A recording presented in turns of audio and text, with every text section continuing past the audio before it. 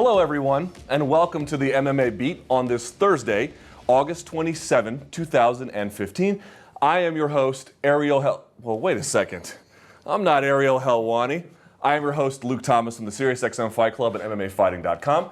This is Jeff Wagenheim from SportsIllustrated.com, and at the end of the table, Chuck Mindenhall, the man in the hat, also from MMAfighting.com. But of course, you're asking, where is Ariel Helwani? I have no idea. He's not returning emails, not returning calls. No, he actually had a scheduling conflict, couldn't be here today. But we all kind of thought, let's try and see what happens if he's not here, if we can keep doing the show to give you more MMA Beat, more content. Look, if it goes poorly, just blame Chuck and Ariel. That's all I'm saying. Beaters gotta beat, baby. Beaters have to beat. That's the new slogan of this terrible, terrible show I'm about to host. Guys, a lot to get to today. Of course, we have so much about the calendar schedule for UFC. Actually, this weekend there's a lot going on, but let's start with some of the more planned things going on in the UFC featherweight division. Chad Mendes is now going to take on Frankie Edgar. This is going to be the main event the night before UFC 194. It's going to be the main event for the Ultimate Fighter Finale Season 22. So there's a lot packed into this. Jeff, I'll just start with you. Right call, there's some options they could have made there. Why did they pick Mendes versus Edgar, and why did they put it there? Is this the way to go? I mean, it certainly does set up the winner of Aldo McGregor. He has an opportunity immediately to face the guy who's going to be facing next, I would imagine. And so I guess that we've been talking about, maybe Frankie will face this guy, maybe Chad will face this guy. We've kind of like danced around, but these are the two guys. And so, the UFC does have a way sometimes of preserving contenders. But at a certain point, you put them back in there, and it's going to be fun. I'm looking forward to it. It's going to be a great fight. And the winner will then the next night get an opportunity to step in and sort of get a little bit of soak in the atmosphere of what might be the biggest fight in UFC history. I think it's fun because when you think back, last week we were talking about the fight being a table setter. They were talking about that December 11th card is going to be a table setter for this big event.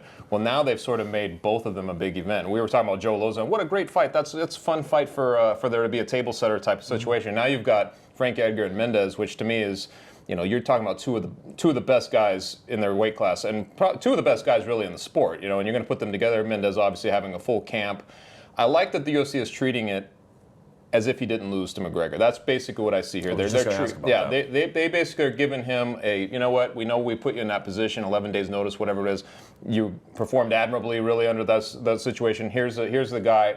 If he wins it, he's right back into that conversation for McGregor-Aldo winner.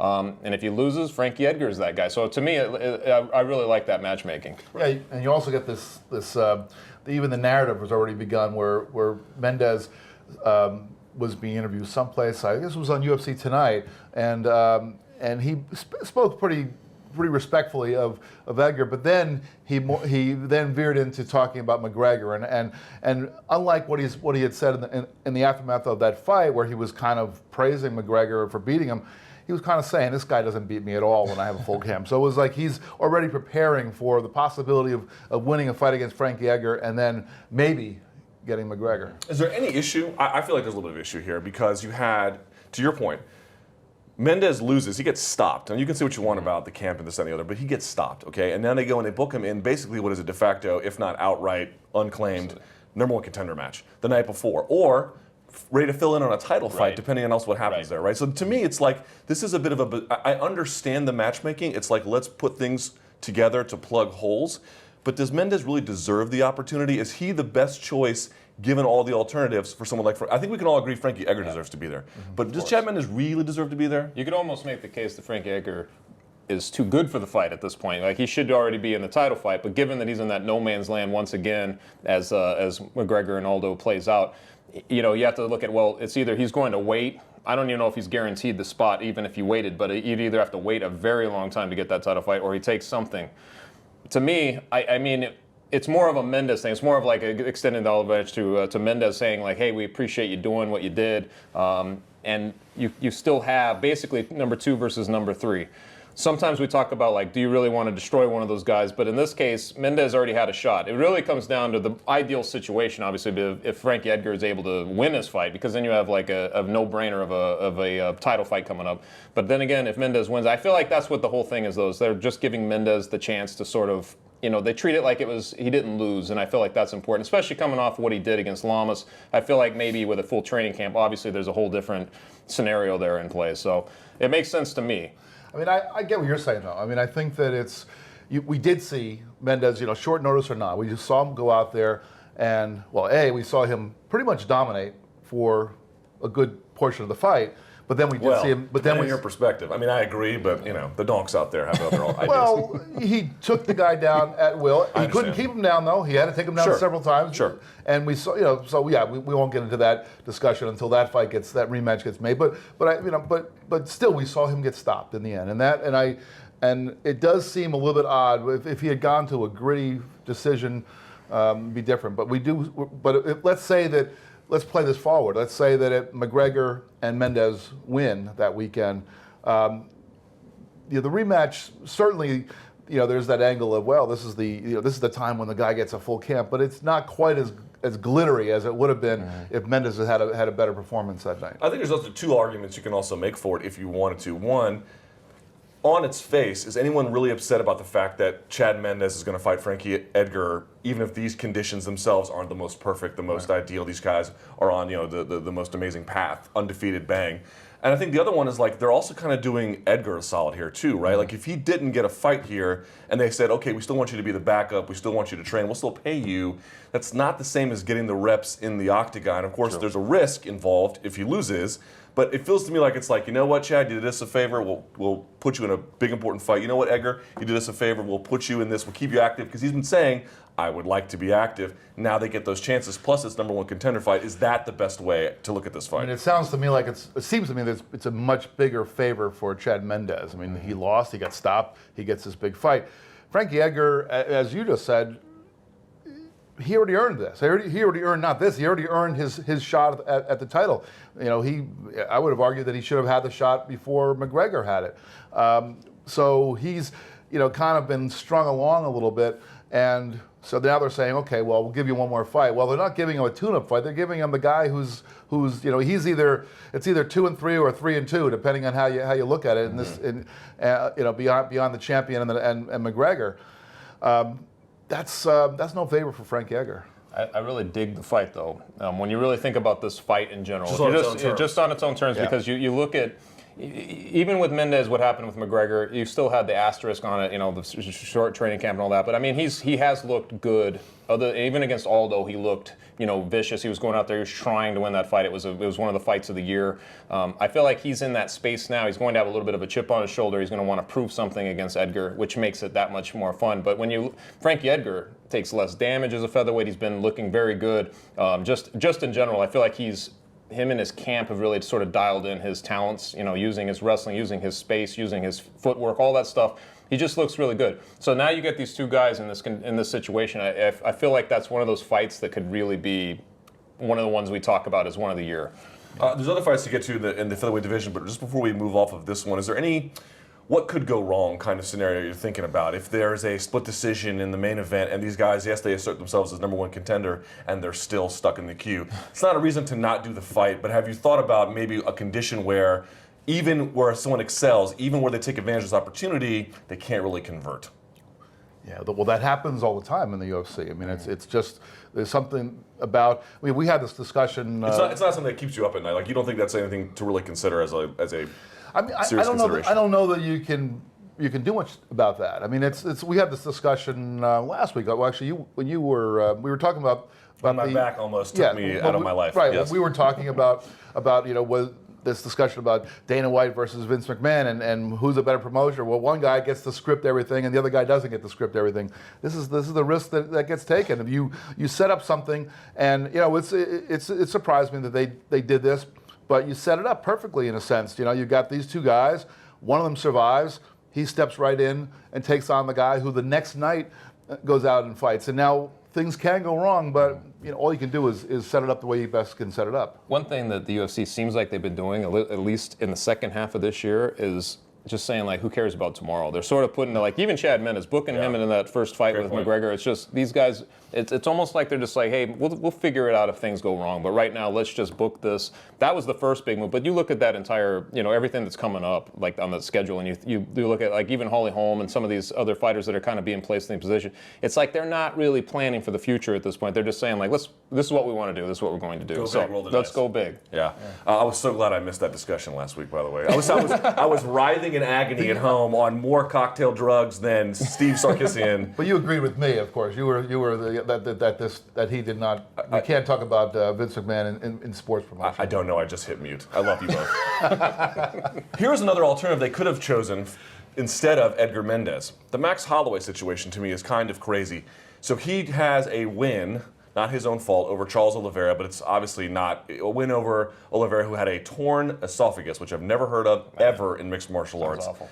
So I hope he's okay. But it only happened about 1 minute and 30 seconds in the main event at UFC Fight Night 74. So some people have said to me, now, wait a second. I understand the appeal of Edgar Mendes and all the things that we've talked about, but hold on, Max Holloway has a legitimate claim here. He hasn't lost anything. Chad Mendes has. Yes, on short notice, but if you're going to reward or you're going to sort of overlook the loss of Chad Mendes, why can't you overlook the quick win that isn't the most, convincing win that Max Holloway had, especially saying, look, Edgar versus Holloway, that might be the fight, the best fight they can make outside the main event in the featherweight division. Chuck, why didn't Holloway get the nod? I don't know. I mean, like, we just went through the scenarios. I think maybe, like, we talked about Mendes being a guy that they thought did him a solid. They put him in there. But I have to say, like, what a strange and sudden appearance by Holloway. I mean, it's actually over 7 or 8 fights now since the McGregor loss. I mean, he's just been on a tear. The guy's only like 25 years old, 23 years old. And so, in part, you're like, well, he is very young.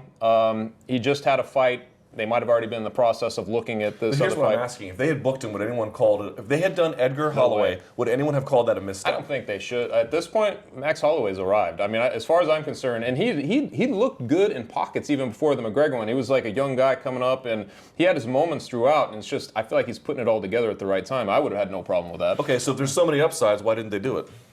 Maybe they're waiting to see what Oliveira's recovery is like, because look, that was a really appealing fight. And we didn't really get it. It was kind of, it was just one of those moments that was rising and rising and rising in front of us, and all of a sudden it just fizzled. So maybe, I don't think there's been any reports yet that have said what his recovery time was going to be like. But one of the easiest thing to do is just run it back again, and I don't think it's unfair to Holloway, even though he technically has the victory. I don't think it's unfair of him to say, let's go out and see you really fight Charles Oliveira, because I still think he still could use one more, really one more good top 10 win to get into that upper echelon. Listen, I understand. So if you look at the main event for 194, if you're asking who is the most likely to fall out just based on injury history, it's Jose Aldo. So you're thinking, okay, who could likely replace him? A redo with a full camp of Chad Mendes versus Conor McGregor, boy, that sounds pretty appealing. Okay, but so does Max Holloway versus Conor McGregor too, right? So I understand why they didn't pick him, because I think they're building off that recency effect that Chad Mendes had in their last fight. I get it, 189 was a huge hit, no doubt about it. But I guess what I'm wondering now is, what do you do with Max Holloway? Do you give him a rematch with Charles Oliveira? Some people have said you give him Jeremy Stephens. I kind of feel like both are a bit of a step backwards.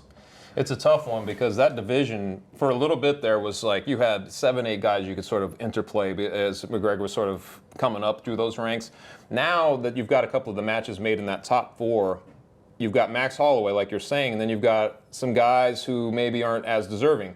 You've got, Ricardo Lamas, for instance, he's not right there anymore. You've got Clay Guida, guys like that. There just aren't a lot of names that just jump out at you. So in my mind, it's just it would make sense to sort of book him up at this point, like to give him an opponent that he'd be an underdog against. But I just, right now, if you look at that division, I don't see the guy who that is. Jeremy Stephens, at least in the rankings, is the closest you can come.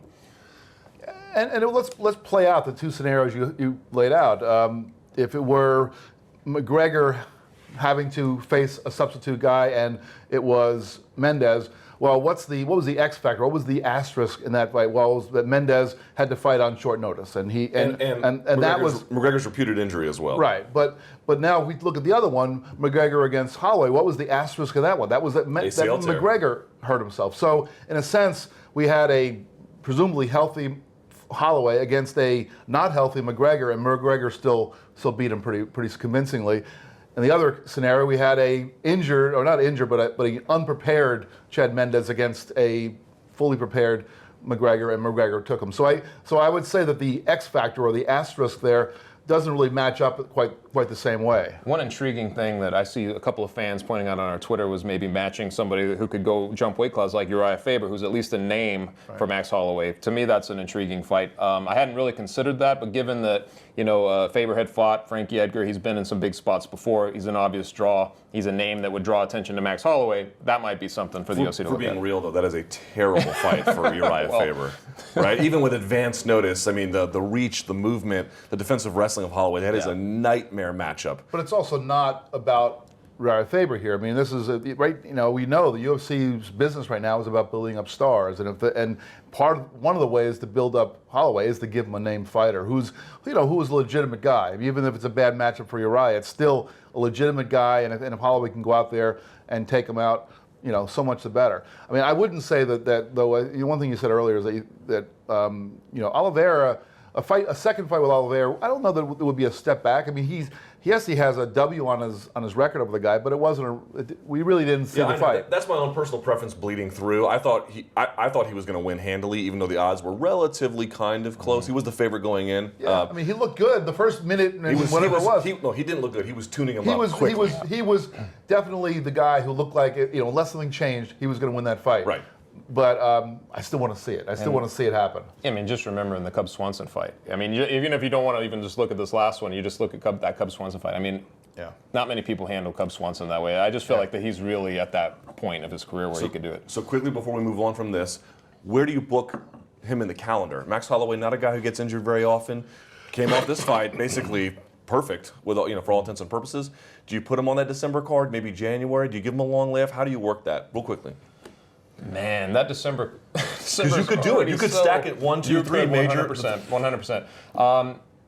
I guess it sort of depends on him. He's one of those guys, like you mentioned, he likes to stay busy. He's very young. I think he came out of this fight unscathed. I would say the sooner the better for him. Right. And you do have that cluster right there. I would say that December would make sense for that. Yeah, I mean, what did he take any damage at all in that fight? I don't think anything happened. Yeah. So yeah, first opportunity, go for it. So we're all beating around the bush about this fight and that fight, but it's more important, I think, to talk about what's going on with the calendar. December of 2015. I don't know how else you say it. I'm not Robert Frost. I'm not William Buckley Jr. I don't have the command of the language. The octagon less traveled. It is. I feel like we're jinxing it when we talk about it. Yeah, I know. We're just like just three idiots up here being like, these fights are great. But no, it might be the best month in MMA history in terms, if everything stays intact, knock on IKEA balsa wood. But truly, it deserves to be talked about, the UFC's December. And we can go and pick through individual fights here in just a second. But I think what I like about it, this is my personal take, is I love the fact that, okay, yes, they're stacking cards, and that's great. Not just as an insurance policy, but in case everything stays intact. Wow, what great moments you can have. This is what fight fans want to see, especially on Big Fox, and especially on UFC 194. If the fight night falls through, it's not the end of the world necessarily, especially given the close proximity. And just for clarification's sake, December 11th, Ultimate Fighter 22 finale, 194 the next day, and then the next week, I believe, is UFC on Fox 17. So here's my view about that. It just feels like when you create a big cluster, it is not just the sum of its parts, but certainly more than that. You create this moment of anticipation. They're booking it 4 months in advance. It's everything you can point to on a calendar. It felt like before there was this general malaise in the calendar. And now you can look ahead to it, and everyone says, well, it's feast or famine. Yes, December is bigger. I don't care if January sucks. I do not care. If December fulfills everything that, reasonably speaking, that it can, isn't this how fight making or fight matching or fight calendars, isn't this how it's supposed to work, Jeff? Well, you're supposed to get the good fights every time out, and it seems as though the UFC has said we're going to. Well, to us, it seems apparent that they've just chosen this time, but it also might just be somewhat of a coincidence. These are the cards they have. They've figured out main events for these 3 cards within 2 weeks, and just so happen to stack the deck below that. I don't know whether it's a conscious decision on their part to really stack things that way. It has to be. It has to be. Well, I would say that the Edgar Mendes being the night before Aldo McGregor, I think that clearly is. How about 194? You've got the co-main event of the middleweight title fight, and then you have the number one right below that. Yeah. These are all concerted efforts. Yeah, I mean, but that's just the way that's just the way the card has played out. I don't know whether their philosophy now is we are going to condense everything into a short period and make everybody focus their attention, say, several months later down the road to December. Because I don't know that typically that's necessarily the way to go. Because if you want to build up one fight card, let's say everybody's going to talk about Aldo McGregor, but are the other fight cards and the other fights, are they going to get the same kind of publicity, the same kind of promotion, the same kind of excitement? And that's, I guess, the big question we're going to see answered. Chuck, here's how this works. Tell me if I'm wrong. You have the night before, the Friday night fight, that is this is the resource management for 194. 194 is what you're selling. Basically, the Ultimate Fighters, which you're giving away. If any of these things fall out, you can fill in. Then, if 194 is as big as we think it can be, if we learned anything from 189 and especially 190, when there's a UFC halo and the halo widens, even Nubs events, like great fights, but Johnson versus Dariush, not setting the world on fire exactly, still did fantastic ratings. Is that not the strategy here? Yeah, it is. You know me. I'm all about the event. I like the idea of something coming up that you're like, wow, look at this. In this case, there's several of them, which makes me a little bit surprised that you guys are skipping right over November 21st. Matt Brown against Kelvin Gastelum. Sitting right there, right before all this. No, setting it all up. That 8-day span that you're talking about is I really can't come up with anything that would even come near that. So it's almost like they stacked one card, but it's spread out over, two cards in Vegas and then one in Orlando, which is just a crazy sort of thing. And a lot of these, I was kind of looking at even just that weekend, if you look at the top 5 fights, the 2 from the tough finale and then the 3 from UFC 194. Well, there's 3 on the finale card. Yeah, I mean, I'm just talking about just the top 2. Okay. But if you just look at those, out of those 10 guys, all of them are riding at least 4 fight winning streaks, except for Chad Mendes, which we talked about having the mulligan because of his last one. But all those guys have at least 4. Some of them are undefeated. Nurmagomedov being 22-0. You got Chris Weidman, who's undefeated. You got Aldo, who's like won 18 in a row. McGregor's won like 13 in a row. I mean, it's crazy that there's this many heads of momentum. You don't usually get this. It's part of that matchmaking that makes this whole thing really big. And I mentioned it last week. You look at all those 5 matchups, just the top 5 that I'm talking about, and it's kind of crazy that 5 of those fighters will lose. I feel like that's the novelty behind it. You're like, wow, these guys, this is just not something you're used to seeing. Is any of those 10 guys lose, and now you're going to have in one weekend 5 guys lose is just complete novel. Well, and also I feel like what it does is it sets up another episodic opportunity. Right. I think with the UFC, I feel like what they're doing is let's make December big.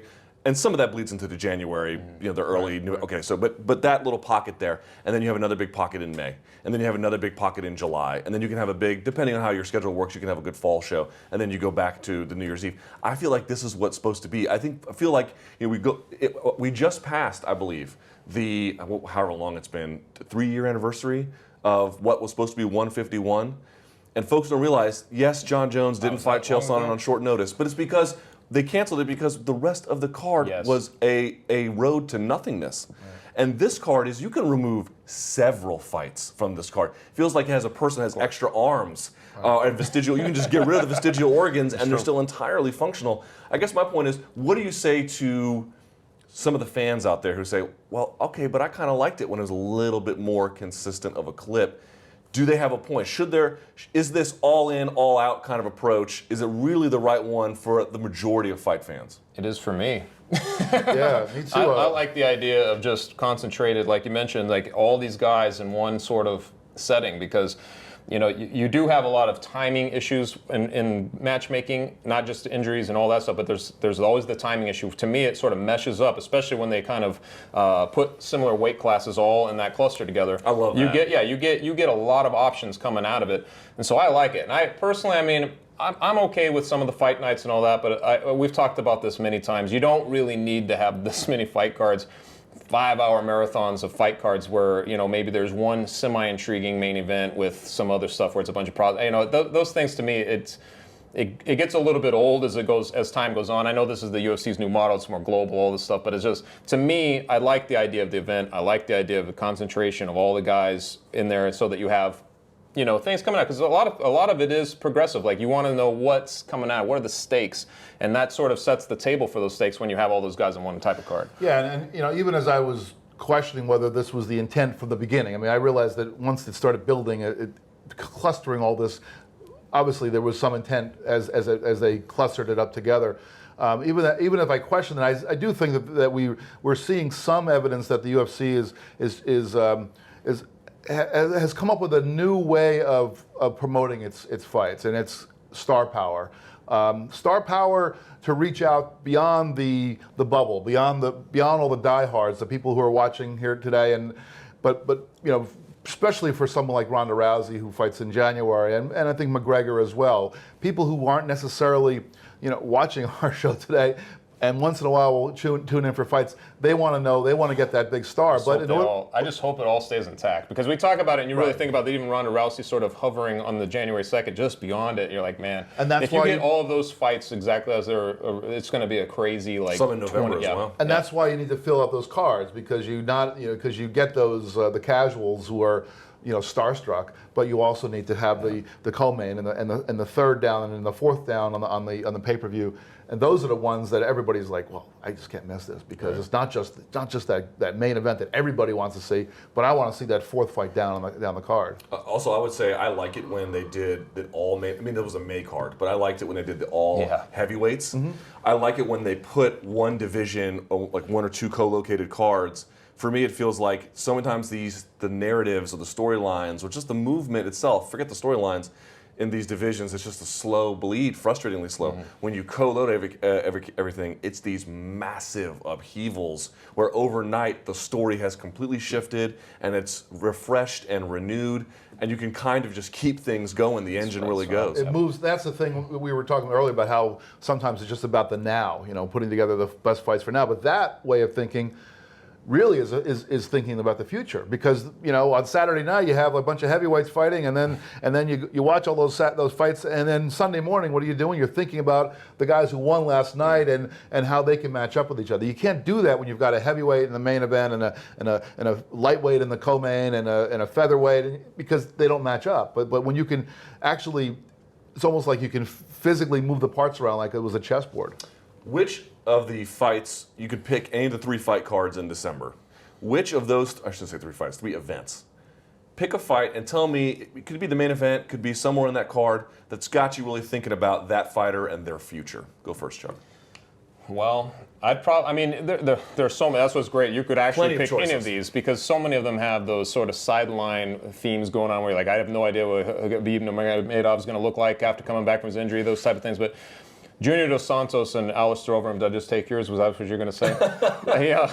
To me, I'm out of here. To me, it's an intriguing fight, just given Junior Dos Santos has been through a lot over those last couple fights. I mean, you wonder about him in general, just his longevity at this point. Like, what is he going to bring in there? This is a fight they've tried to put together several times. Alistair Overeem kind of rode through a bad moment when they're trying to bolster him up to the title contention. Here he is back. If he could get through, he's sort of at that same altar again. Like, if he can get through this fight, you feel like they could actually put him in a title fight or put him in that conversation. So there's stakes in this one. Then you're not sure. Like, even obviously, if Junior Dos Santos goes there and smokes over him, same thing for him. He sort of puts himself right back in there against Verdum or whoever it is the guy's going to be at the time. So I feel like there's a lot of movement in that fight alone. Jeff? Yeah, well, that was the one that I was thinking about. I mean, there are a bunch of fights, but that was because JDS is so intriguing to me, because he's been the guy that I've always thought of as the second best heavyweight besides Velasquez. Well, now we've got Verdum, who's on top of both of them, but still JDS has remained in that space, but has been somewhat irrelevant, sort of in the Joseph Benavidez way, or because he lost twice to relevant, but irrelevant. Yeah, right there, better than everybody below him, but not he needed about other things to happen to sort of open it up for him and the stuff sort of happened for JDS because now Kane's not the champion. And so this is an opportunity for him to really get back into that. But since you talked at length about that one, I would say that the other one is the one we started the show with. I mean, Mendes and Edgar is just as much as I think that Edgar doesn't need to be fighting this fight, that he already has earned the slot, man, it's just I just love watching the guy fight. So and both those guys really, but Frankie Edgar especially, the guy just never stops.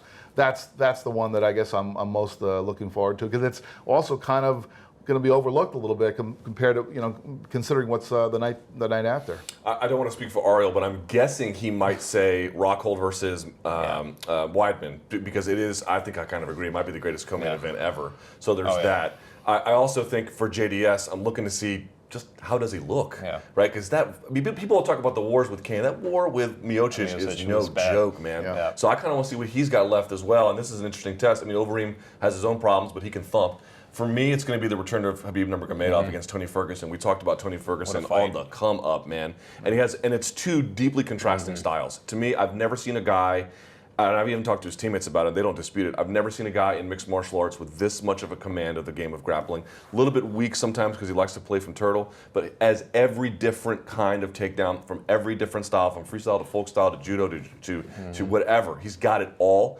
But he's had a supremely long layoff. We saw what it did to Cain Velasquez, albeit at altitude. So for me, against a guy like Tony Ferguson, who is a gamer. Ferguson, I feel like, is the Gary Tonin of UFC. Just will take any kind of risk necessary to make something happen and finds a method in the chaos. So that's sort of what I'm looking at.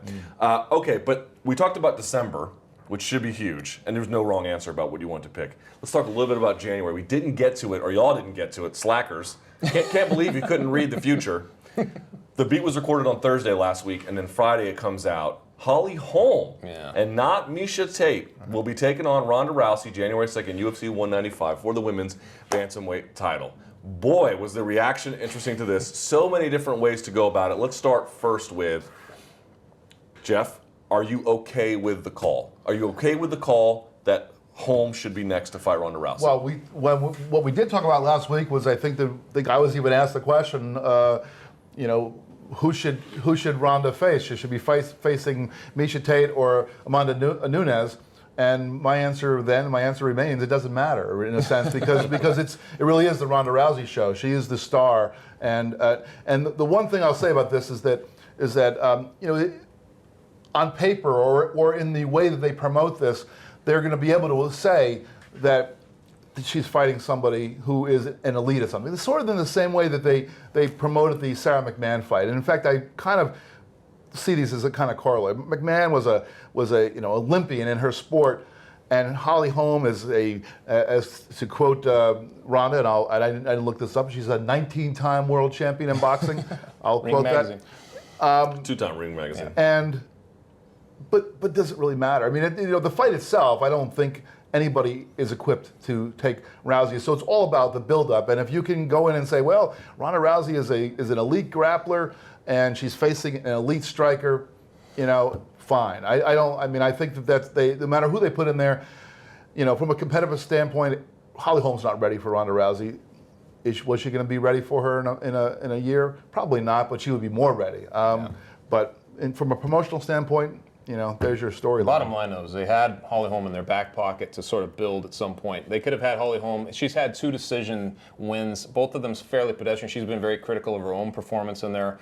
Very measured. She looks good, but there's obviously some big time question marks. It just so happens that Ronda Rousey has answers to a lot of those question marks, and I was a little surprised, I guess, because even on the UFC ranking, she's ranked number 9. You knew she's a little too green, even with the 38 pro boxing fights and some kickboxing and all that stuff. It's like, it's just a different realm, obviously. And what Ronda Rousey brings to the table and how quickly she can get you to the ground and how quickly she can manipulate your limbs on the ground doesn't really bode well. I would have still liked to see, just from the standpoint of an order or something, the UFC kind of place Holly Holm on the horizon, at some point, build her up a little more.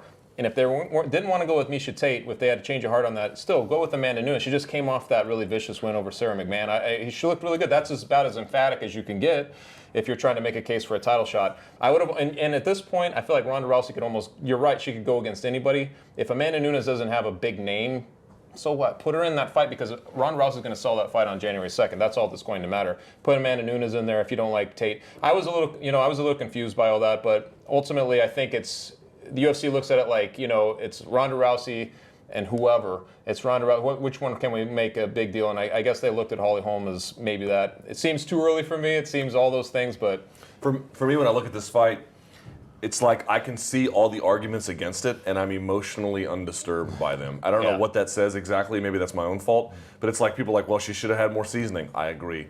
She was ranked 9th. You're right. She had to, as you put it, pedestrian, one split decision, one unanimous decision.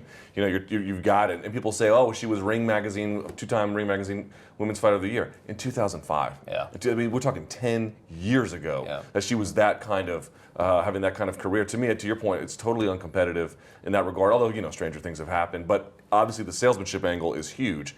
Arguably greatest women's boxer, certainly the best crossover in MMA, facing the icon of our sport at the present time. I can understand why they would do that. I guess I still have some things that I'm trying to figure out, though. So I'm with you. They could plug in whoever. It's like, yay, another that's the scene from Jurassic World where the giant comes out and eats the. You get it. But here's the thing, though. Yes. They weren't creating a match out of nowhere. They already had given this fight to Miesha Tate. It wasn't as though she just presumably was first in line. She had been told. Yeah. This is what I want to ask. I'll go to you. Are you upset at the way they went about it? Because for me, it's like, if you want to pick Holm, fine. I don't really care. Yeah. It's fine with me. I don't really care. It's fine. But that her management found out the same way that us three did by watching national television. What is the argument for saying, we gave you a public promise and we're going to renege on it, and then what we're going to do is we're not going to tell you ahead of time? What possible justification for that could there be? Well, I don't know that there's a justification for it, but what it tells me, what it clarifies for me is, you can't climb all over John Jones for not taking that Chael Sonnen fight at 151 because he didn't take one for the team. He got criticized by Dana White for not being a company man, and you can't climb all over Jose Aldo for dropping out of 189 with an injury and kind of like make all these insinuations about questioning the severity of his injury, and with the implication being that he's not a company man. He's not taking one for the team. The fact is, the team is the UFC management, the people who run the UFC. They are their team. The fighters are independent contractors. They're not part of the team. They're not part of the company. And this is right here is pretty evident. This is truth that Miesha Tate was sort of on the JDS Joseph Benavidez plan, and that she lost twice to the reigning champion. Nobody really wants to see her fight the reigning champion again, but she had fought her way through the ranks to earn that position. And I respect that she could earn her position. And if they had not promised her the shot, I would have understood. But they did. And Dana White went on record as someone asking him, is Miesha Tate guaranteed the next shot at Ronda Rousey? And he said yes. She has fought her way back to Ronda. That's a direct quote.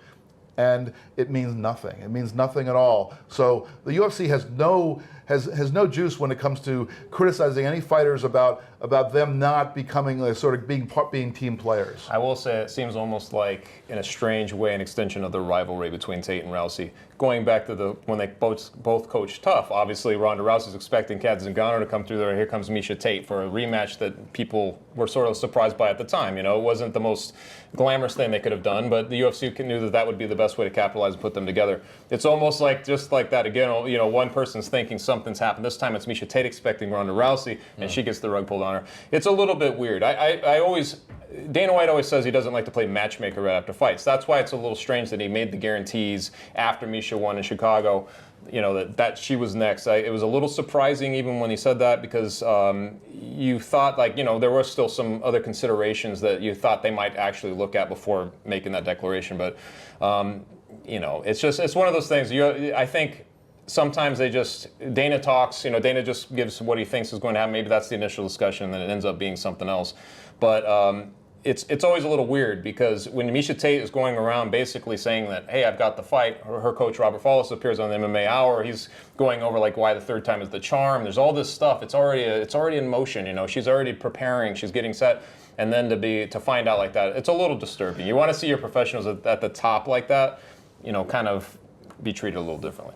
Now, one possible, you asked if there was a rationale for doing it the way they did it, and I guess what I would say is that this was a coup for the UFC to be able to announce a fight on Good Morning America. I mean, that's a huge deal. So you just change it to take advantage of that? Well, That seems no, awfully short-sighted. not change it. Not change it. They probably had decided they were going to do this, and rather than telling Misha Tate in advance and risking that she goes on Twitter and goes on some kind of rant, and then you lose your scoop, I think they wanted this to be something that was announced and for people to learn about for the first time on this very popular morning TV show that has nothing to do with Okay, but with you don't, MMA. but you don't have to do it. You can say, everyone you could go there. You could say, look, I want to make sure everyone knows this. Me and Misha Tate 3, but UFC 195, January 2nd, MGM Grand Garden Arena. Tickets will go on sale. Blah blah blah blah blah. Yes, you're not announcing Misha Tate as the new novelty, but you're making it official. You're putting it out there. And for folks who didn't watch UFC on Fox 16, that is still news to them. I just find I understand what you're saying. Strike while the iron's hot, and it worked. Right. But you don't have to jettison Tate to make that work, unless I'm sort of missing something here. Well, I just think maybe they just realized there wasn't much enthusiasm for that third fight, and I think there kind of was. Yeah. I was with you. I was like, oh my God, they're gonna do a third Tate fight. And then all the casuals I follow on Twitter. That's the broader picture started to take over. You started to say, like, love that fight. yeah, they didn't care about the first two things. That's what was Us unique could about not the care situation. less. We're gonna be like, she's gonna get armbarred. I mean, whatever. Remember when the UFC put together, I think it was Rich Franklin, Dan Henderson, they're going to do a rematch. Nobody wanted it. It was like there was an outcry the next day, like what? Or right when they announced it, and immediately they were like, okay, that's not happening. I mean, I think sometimes I don't think we saw that outcry this time. Yeah, I don't think that we saw that outcry. In fact, we've talked about it. I think that what starts to happen is you think in the bubble, you think, oh, we've already seen that twice. Why see this thing again? But as you get outside of it, you realize that there's, 1/10 of the people who saw the first one are now, there's 10 times more people watching Ronda Rousey. I mean, LeBron James is why, there's people, she's transcendent. So it doesn't matter in that sense. Misha Tate would have filled in just fine. I could be wrong about this. It's just a little hunch that I have. Dana White comes from boxing. He briefly dabbled there before getting into mixed martial arts. And that's still, when he says he's a boxing fan, I believe him. And if you talk to the rest of the UFC staff, you can go to Las Vegas and talk boxing with them. Right. I bet you can go and talk Canelo Cotto with them next time you guys see them or whatever the case may be. This is a true thing. Like the two worlds do interact. But I also kind of feel like, and he hasn't done this of late, but there were several years there where, he kind of likes to poke a thumb in the eye of boxing a little bit. He does. They do kind of a little bit. When they booked Tony against Couture, and they called it UFC versus boxing on the initial promo that they aired on the previous pay-per-view, and talking about Bob Arum in the most disparaging of ways, and how our blueprint is anti-boxing. I don't think they're trying to throw Holm under the bus, but I do kind of feel like they think that Rousey's a bit of a sure thing, and if we can use this boxing resume for when she comes over here, we can say, your best boxer just got her clock clean in under a minute. I mean, I hadn't even thought about it in that bigger picture, but yeah, what's the biggest news we've been hearing about all the last, several weeks is, Ronda Rousey talking on something about Floyd Mayweather, and Mayweather saying something back and forth, and all we've been getting is that nonsense back and forth, and we don't need to talk about the content of any of that, but that's been the kind of the narrative that Ronda Rousey is talking about the greatest boxer in the world, and the greatest boxer in the world is now talking about her. Well, let's drag boxing in there and get the best, maybe not the best female boxer, but a very decorated female boxer in there. We haven't thought about it yet, but it's going to be a huge component of the pre-fight hype. It certainly is. And truthfully, it's always that puncher's chance thing is sort of alive in this scenario. I mean, Ronda Rousey went in there against Bethe Correia and she got nicked up a little bit. Yeah. You're like, she plays that game against Holly Holm, she could lose. I mean, you go in there and you just try to swing with her and try to knock her out and try to prove something. I mean, there's a little bit of a vulnerability in place on those types of things. And I do like the idea. Holm trains with a very good camp. She's got good coaches who really can pick apart. I don't know how much tape they can watch on Ronda Rousey over her last bunch of fights because they all end so quickly, but she does have really good people who know how to sort of pick apart fights. It adds a little bit of intrigue. And in some of it, in the fight game, you always wonder, how much am I duping myself into this? But I can sort of get a little bit excited about Holly Holm in those ways. Like you think, like if she's able to create the space and kind of keep standing, you just never know. And I agree. I'm being a little bit dismissive of her chances. But to your point, I even said I think technically there are some reasons to look at this fight in a positive way. The distance management, I think, of Holm, something to sort of keep in mind. Okay, a little bit short on time. A few more topics I want to get to. So this weekend, tomorrow, in fact, I think it's Bellator 141. I can't keep it straight. Maybe Bellator 140. Whatever. It's 141? Yeah. Okay, whatever the case may be. It is the Bellator debut, in the main event no less, of Melvin Guillard, the young assassin, the 32-year-old, mostly young assassin. 2-fight stint in World Series of Fighting after getting cut from the UFC. Missed weight both times. Won one, lost one. And the one he lost, he just looked sort of whatever. The organization basically releases him because they cannot work with him. Bellator picks him up, which to me was not overly surprising, but a little bit. But the question is not that. In facing Brandon Gertz in this main event on Spike TV, is this the last chance for Melvin Guillard? Is it, for a guy who's had a number of rebirths, admittedly, for when you think he's down and out, he goes on a huge winning streak, but he's jumped a number of camps and now promotions. Yeah. Is this his last shot? I feel like we've been saying some similar version of this for the last 4 years. I mean, I look, his career is just so crazy. Starting out as a teenager, just being like going all over. It's got to be some kind of little bit of an attitude problem, I think. I mean, you feel like the guys he's trained with, they can kind of point to that a little bit. You look at the promotion, sort of how he handles himself after he's done with the promotion, how they look at him. It's a lot of weird components. I think he's managed his career a little oddly too. Like that's putting it mildly. Yes, Chuck. And like going back, like it's always funny when you look back on the fight game, like where things start to spiral. He was riding a nice winning streak. He was actually closing on a title shot in the UFC. And I remember at the time thinking this might be his only chance to get in there and get that title shot. He insists on fighting in Houston, Texas for UFC 136. He gets Joe Lozon. And it's like the wheels came off. You know, he gets submitted in that fight, and it's like since that time he lost a couple, then he traded wins and losses. Now he's bouncing around camps and everything else. Yeah, I mean, he loses to a guy like Gertz. It's his last. I mean, this is his last legs. He needs to win a fight like this. If he can't win this fight, it's just sort of like the Melvin Guillard is like a thing of the past, I think. Is there such a thing as a last shot in this sport, really? I mean Kimbo Slice just headlined to 3 million people. I don't think so, but I think as a guy who's his own guy, though. The question is not can they keep giving him fights. He can get fights basically in perpetuity, but the idea is this someone that Spike TV and Bellator can build around? Yeah, I mean, I'm not sure that he's a guy you can build around because he's unpredictable. You know, but he's a guy who swings for the fences. You know, he's a guy who does the things that if you want to bring a guy in who's unpredictable, you don't want to bring a guy in who's going to grapple you to death. You want to bring a guy in who's going to rock him, sock him. Yet he's not always like that. That's what's weird about him. Is like the times you really start to think like, oh, he'll go in there and give you a good show. He'll put on a dud here and there. You know what I mean? Like a fight where you're like, wow, I expected a lot more in that fight. There's some nights where he just doesn't seem to be able to pull the trigger. But he still has that mentality. It's like you're still waiting for it to happen. And I think that's kind of almost the story of Melvin Guillard. We're always waiting for it to happen. And the it can be him to put on a great performance, or for him to melt down, for him to change camps again, for him to change promotions. There's always miss weight. There's all these. The it can change every time, but we're always waiting for something. We're not actually seeing it happen. We're always waiting for it to happen.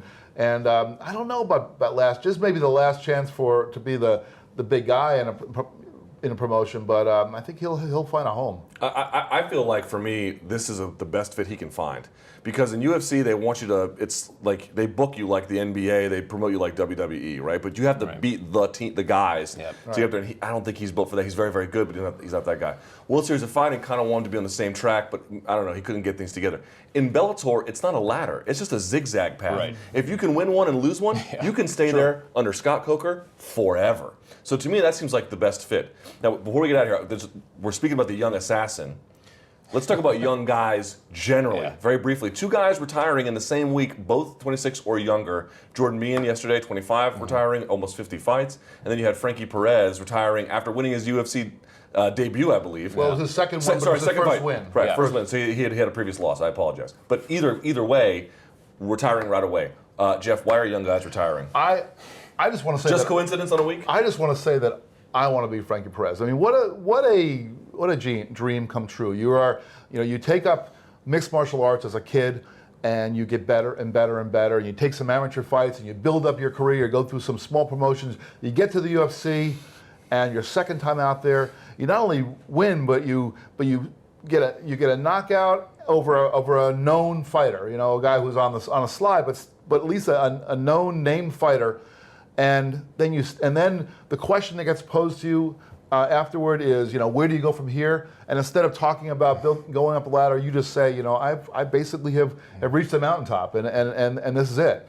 I think it's great. I really think it's great, and I could not. I don't know whether anybody was watching UFC tonight. No, it was not that. It was the post-fight show after this fight card. Michael Bisping said something about how this kid didn't have the cojones to keep going, and I couldn't disagree more. Yeah. This was not an easy decision, but he made it, and I applaud him for it. Yeah, Michael Bisping was my all-time favorite guest on MMA Uncensored Live. I like the guy a lot. It's not a criticism of him, but those comments were just laughable, totally laughable. But the idea of those two guys retiring in the same week, coincidence or is this a thing?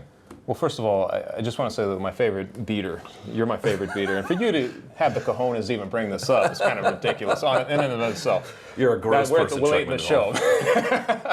I had no problem. The bottom line for a guy like that is he said I don't know if it's coincidence to answer your question, but I will say for a guy like Perez, you really got the sense. I talked to him right afterward. You really got the sense that he wasn't enjoying it anymore. He wanted to spend time with his family, with the people he'd been training since he's 18 years or 17 years old. Have babies. Yeah, he wants to do all these things. He lost a couple of grandparents in the midst of training camps. It sort of that sort of sat on his mind, like what he's missing outside of life. He runs according to him, he runs a clothing line, a DJ business. I just think he liked to you know what? Let me get one UFC win, and I'm just going to walk away. That's what I want, like a goal, just the goal of doing that. Well, he did it, and he did it. I thought it was great, and I thought most of the response was really, really cool. Sometimes you don't know with the MMA audience how they'll respond to that. I felt like we got a couple of people here and there who went the wrong way on it, but honestly, why shouldn't somebody be able to live out? That's the way they want to do it, live out the dream. Jordan Mein, on the other hand, I feel like he's just, he had so many fights up until now. The Joe Stevenson effect, right? Joe Stevenson effect. He's probably like, I can't speak for him, but there's probably a point where you're like, I need to move on. I've done this for a long time. There's probably all kinds of things that go into that. All the time you spent, he was a good, exciting fighter, the sort of damage you incur and all that stuff. Yeah. Probably a lot of those things. So good for him as well. And I don't know if it's a coincidence or a thing, as you say, but I hope it's a thing. I hope that fighters, we hear and we experience so many examples of fighters sticking around too long. And very rarely do we hear about a fighter leaving, too soon or leaving at the appropriate time. George St. Pierre was talk about a guy leaving the sport at the very top. He was a champion and he left the sport. And I know, Meehan just sort of dropped this bombshell not right after a fight, but I hope that fighters start looking at the big picture and realizing the... Yeah, good luck with that. Maybe the new trend is going to be... well, it's not going to happen. I agree. I think some of the newer fighters are doing that. But I would say there's no such thing as retiring too early. There's only retiring too late. Yeah. There's only one way to get out of this. There's not a lot of graceful ways to get out of the fight game. Right. There just aren't. Most guys are sort of either pushed out or emphatically demonstrated why they can't be in it anymore. And last thing about Perez, and then we'll get out of here, is just for me, we often have this, doesn't matter your line of work, if you're a promoter, if you're a journalist, if you're a fan, everyone judges your contribution to MMA by how much you love it, how much you're willing to sacrifice for it. I think this is a foolish way to go about it. If you don't love MMA, I don't judge you at all. Yeah. I think you're great. And if you want to be in MMA and do your job professionally or be a fan the way you want to be, but this idea we have about, well, I love MMA more than you and I'm willing to give up my family for it, that doesn't in any way make you a better person. It just means that's the choice in life that you want to make, and that's cool, but you don't get to judge another person's decisions, I don't feel like. True or false, real quickly, and then we'll get out of here. Is there going to be an 8-man World Series of Fighting tournament? True or false? It will happen. True. Jeff? True. False. There you go. We have to get out of here. Not in Seattle, though. If this has been an epic disaster, well, shove it. I don't care. But if you liked it and you want to see more MMA Beat, even when we can't necessarily have everyone on the schedule, let us know. We'll try to provide you with as much content as possible. So thank you for watching. For Chuck, for Jeff, I am Luke. Salutes to Ariel. I hope you're doing well. He'll be here, I think, in what? We're off the next 2 weeks and then back on, and he'll be back in this desk to do the job appropriately. I hope this was not too bad. Great job. Yes. Great job. You're fired, Jeff. Yes. Okay. Yes. For all these guys, for Ariel, for MMAfighting.com, I'm Luke Thomas. Hands up, chin down, let him fly. Thank you for watching the MMA Beat.